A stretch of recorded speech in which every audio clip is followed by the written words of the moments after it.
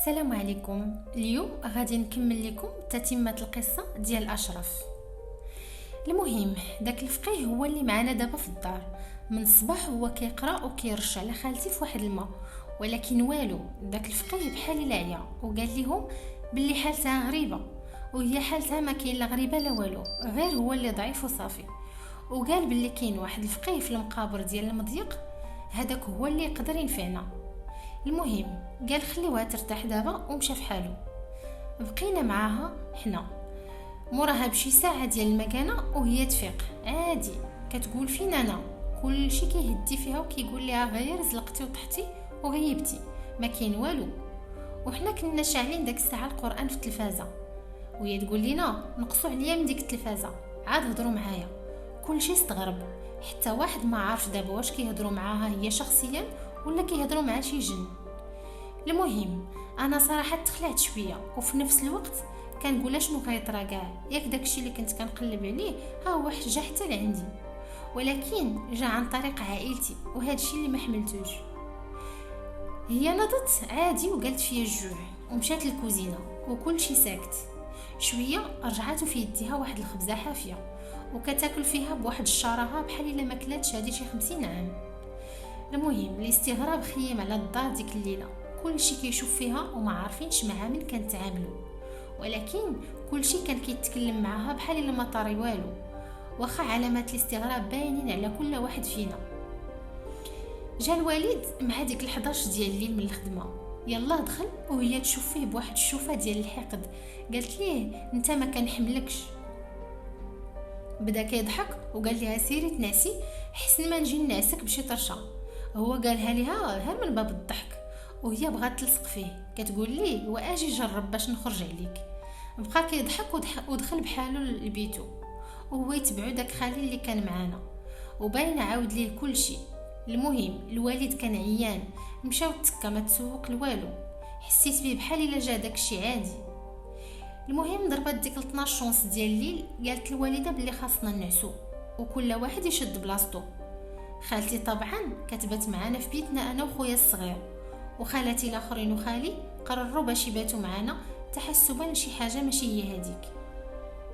المهم هما نعسوا في الصالون ديك الليله، صافي كلشي نعس، وحتى خالتي اللي سكنات نعست وانا ناعس في الناموسيه اللي حداها. وبديت كنحس كتشدني الخلعه شويه بشويه، حاولت نعس ولكن والو. شي 2 سوايع وانا كنتقلى عاد غفلت شويه، وانا نحل عيني لقيت باللي النهار بدا كيطلع شي شويه. اقسم بالله الا كنعاود لكم دابا والتبوريشه كتشدني. شفت 2 ديال خالتي، وحده ناعسه حدايا والاخرى واقفه وكتشوف فيا وكتضحك. انا في ديك اللحظه حسيت باللي صافي قلبي غادي يوقف، وشدني واحد البرد غريب. بديت كنقرا القران ودرت على راسي المنطه وحلقي نشف، وكنعض في يدي تحت المنطه باش نتاكد واش كنحلم ولا بصح. وكنطلب شويه من تحت المنطه وكنلقاها باقا كتشوف فيا وكتضحك. بغيت نتصدى شويه وهي يأذن الفجر، حسيت بواحد الامان غريب. طليت مره اخرى ما لقيتهاش، لقيت غير خالتي اللي ناعسه حدايا عادي. انا في ديك اللحظه حسيت براسي عييت والارهاق شادني، حيت النهار كامل في المدرسه، وملي جيت طلعنا لديك المدرسه المهجوره. داكشي كله كان عامل باش غفلت، حتى حسيت براسي بالوالده كتفيقني مع التسعود وكتقول لي نوض تمشي للمدرسه. مشيت للمدرسه وبالي مشتت، كنفكر غير في داكشي اللي وقع لي البارح في الليل. دخلت للقسم وباقي مرفوع، كيدوي معايا بنادم وما كنعرفوش شنو كيقول لي، غير كنحرك راسي وصافي. دخل الاستاذ والله ما حسيت به فوقاش دخل، داير يدي على خدي وساهي. كنفكر وكنقول دابا داكشي اللي وقع ليا واش غنكون غير حلمت. كنبغي زعما نصبر راسي، زعما كنقول مستحيل يكون حلم، وانا يدي عييت ما نعض فيها ومتاكد باللي داكشي ديال بصح. المهم عييت نتسائل حتى كنسمع الصوت ديال الاستاذ كيهوت بالجاد. قفزت من بلاصتي، قال لي مالك ما كتسمعش؟ قلت ليه سمح لي يا استاذ، عيان شويه وبالي ماشي معايا. المهم ديك 2 سوايع دازت بخير. خرجت بحالي من المدرسه وشديت الطاكسي، طلعت للدار ولقيت الوالده وخالاتي كيهضروا مع خالتي، كيحاولوا يقنعوها باش تخرج معاهم. كيقولوا ليها نمشيو نديرو دويره ونرجعو، وهما ناويين يديوها لداك الفقيه اللي في المضيق. المهم قنعوها باش تمشي معاهم، وانا ما بغاوش يديوني معاهم، قالوا لي بقى مع خوك الصغير راه غادي يبقى بوحدو. المهم بقينا انا وخويا الصغير. مع ديك الربعه كنسمعوا الصوت ديال لانترفون. قلت شكون؟ وهي تقول لي الوالده حليت ليهم، طلعوا كاملين والوضع عادي. جبت مع خالتي الهضره، خالتي الكبيره، قلت ليها شنو وقع. قالت لي بلي داك الفقيه مسافر شي 3 ايام، عاد غادي يرجع. صافي الامور بقات هكاك. وخالتي الصغيره اللي تسكنت لحد الان ما دارت حتى حاجه غير عاديه، كتصرف عادي، لكن كلشي داير بحسابه ليها. شويه وجات في بالي نقول للوالده داكشي اللي شفت البارح، لكن فكرت باللي راه ما غتيقنيش وخليت داكشي عندي. صافي بقات الامور هكاك حتى لديك 8 ديال الليل. خالاتي كلهم مشاو وخالي حتى هو، بقيت غير انا وخالتي وخويا الصغير والوالده. والوالد اللي في الخدمه ما كيجي حتى ل 11 ولا 12 ديال الليل. المهم ضربات ديك 9:30 والوالده تشعلت التلفازه وشعلت معها القران. خالتي قالت ليها طفيه، الوالده قالت ليها لا ما غنطفيش، وإلا ما عجبك حال ضرب راسك مع الحيط. حيت عندي الوالده المسائل بحال هادو ما كتخافش منهم. ما علينا. خالتي ملي سمعتها قالت هكاك وسدات على ودنيها وبدات كتقول لها طفي طفي وكتغوت. والو الوالده كتزيد في الصوت وهي طيح خالتي وبدات كتركل. الوالده شدات ليها في راسها وبدات كتقرا عليها ايه الكرسي وكتعاودها. انا ما عرفت ما ندير، غير كنشوف بعينيا. المهم بدات تقرا حتى تهدنات وبقات ناعسه. هزيناها انا والوالده وديناها لبلاصتها وبقات هكاك مهدنه. شويه بشي ساعه موراها مع ديك جوايه 10:30 فاقت. قالت باللي خاصها تعطي لشي وحدين يشربوا. كنقولوا لها شكون هادو؟ كتقول لنا صحابي فيهم العطش، غادي نهبط نعطيهم يشربوا، كاينين في الكراج ديال الدار. والو سدات عليها الوالده الباب ديال الدار وخلاتها كتغوت غير بوحدها حتى نسات. المهم جا الوالد مع 12 لقى كلشي عادي، قال لنا ما وقع والو، واش كلشي مزيان؟ قلنا ليه باللي راها شويه دابا وراها نسات. صافي الوالده قالت لي انا وخويا الصغير نمشيو ننعسو، لكن قررنا انا وخويا الصغير ما ننعسوش معاها، نعسنا انا وياه في الصالون، حيت ما خاصناش نشوف شي حاجه اللي غادا تخليني فايق وانا قاري مع 8 ديال الصباح. المهم نعسنا حتى حسيت بالوالده كتفيقني مع 8. فطرت ولبست حوايجي ومشيت للمدرسه.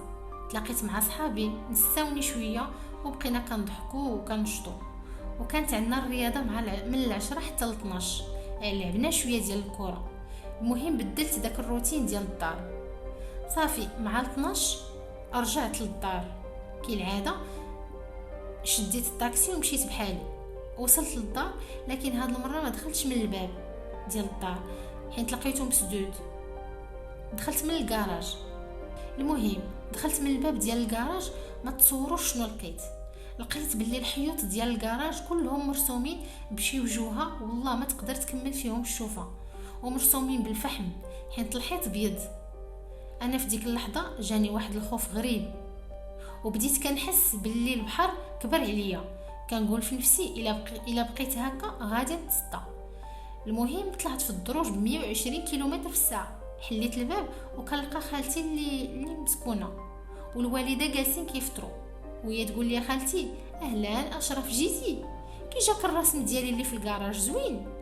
حيت هي اصلا كانت في معهد ديال الفنون الجميله وكترسم مزيان. قلت لها ما عندي ما يتسالك، كترسمي مزيان وتكمشت في حالي في بيتي. الوالده كانت ما شافتش داكشي حيت شفت في وجهها الاستغراب، كان باين عليها شويه. المهم دخلت لبيتي وبدلت حوايجي وشعلت البلاي باش نلعب شويه، وهي تدخل خالتي قالت لي دير ديك اللعبه ديال ريزيدنت ايفل حيت كتشوفني كنلعبها بزاف. قلت لها لا ناوي نلعب شويه ديال الكره. قالت لي لا دير هذيك. انا ما زدتش معها في الهضره ودرتها وبديت كنلعبها وانا فيا الخوف وهي كتضحك والملامح ديال وجهها مبدلين. كنحس باللي ماشي خالتي اللي جالسه حدايا. شويه وانا نسمع الصوت ديال لانترفون وارتحيت شويه. حلات الوالده الباب وكنسمع الصوت ديال خالي وشي واحد معاه. دخلوا علينا وكنشوف خالي ومعاه واحد خينا عنده واحد اللحيه كبيره صبغه بالحنه ووجهه مهيب. هي شافته وبدات كتقول ليه قولوا ليه يخرج عليا، هذا قولوا ليه يخرج عليا، ما تسوقوش ليها. قال لي ولدي انت خرج من البيت. وهو يدخل هو وخالي وسدوا الباب والشراجم. مشى قاصدها كيقرا عليها القران وهي كتغوت، وواحد الصوت عندها والله ما نقد نوصفه لكم، بحال داكشي ديال الافلام. المهم كيقرا في القران بالجهد، وانا من مورا الباب وكنسمع. وصافي شويه كنسمع الصوت ديال الضرب، بدا كيضربها بالصمته، وداك الصوت كيقول لي انا غادي نخرج غير ما تضربش. كيقول لي ويلا. هو دابا كيقول لي الاخر والله ضربتيني ما نخرج. وداك الشيخ كيعطيه ويعاود وكيقرا عليه القران.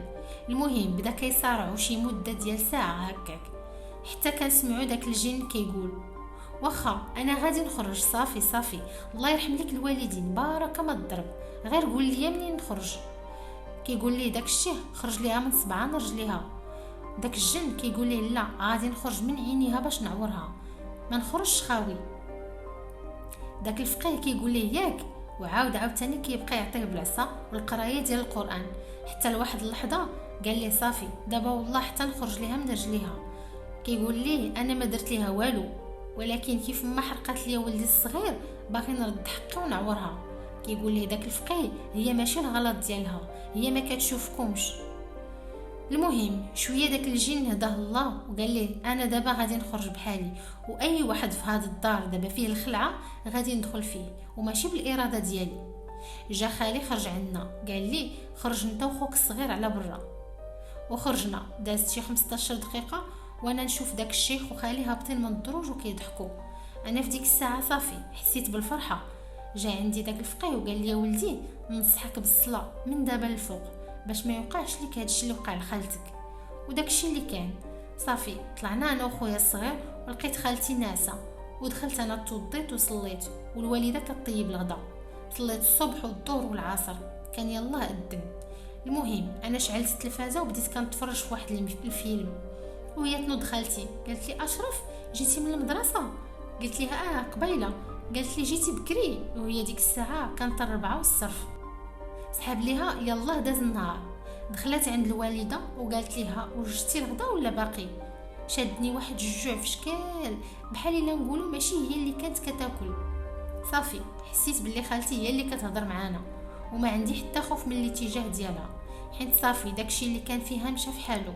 شويه وهما يجيو خالاتي الاخرين دخلوا لقاوها جالسه عادي، حسيت بهم فرحوا، بداو كيهضروا معاها بحال الا عمرها طرات شي حاجه. هي ما غتعقل على والو حيت الذكريات ديالها مشاو مع داك الجين، وباقا اليومنا هذا حتى واحد ما قال لها اشنو طرا ولا جبد السيره ديال هاد الجنون، حتى لواحد الصيف ديال 2013 واللي نقولوا في هذا العام قلبي جمد من جهه شي حاجه سميتها الجنون. تتمه القصه واللي هي الجزء الاخير غادي نعاودها لكم غدا ان شاء الله، وشكرا.